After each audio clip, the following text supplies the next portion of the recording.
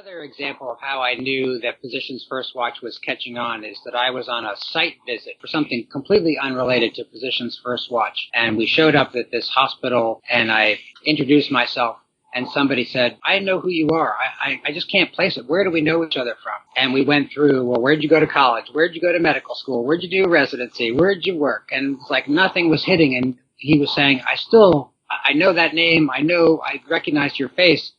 And then finally he realized, I see your name every day on Physicians First Watch. We finally figured out that that's the reason why you recognize me. Like I had my 5 minutes of fame.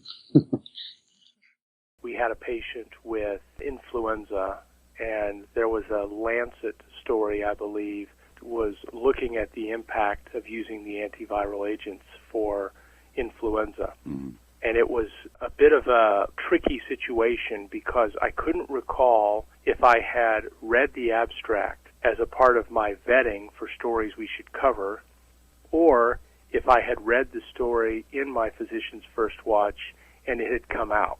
So I was trying to be sensitive to the embargo. I found myself having to pause and go look and see when the embargo was released so that I could determine whether I could discuss this information.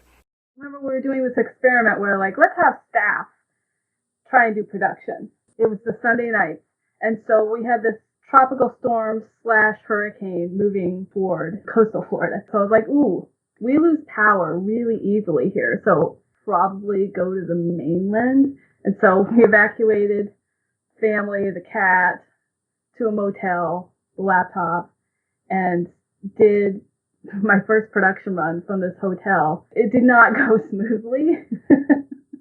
And so remember there was a midnight deadline where you had to get it done or the whole thing would blow up. I think it was at 11:50 I hit the final. I know that your household is a very big fans of the New England Patriots.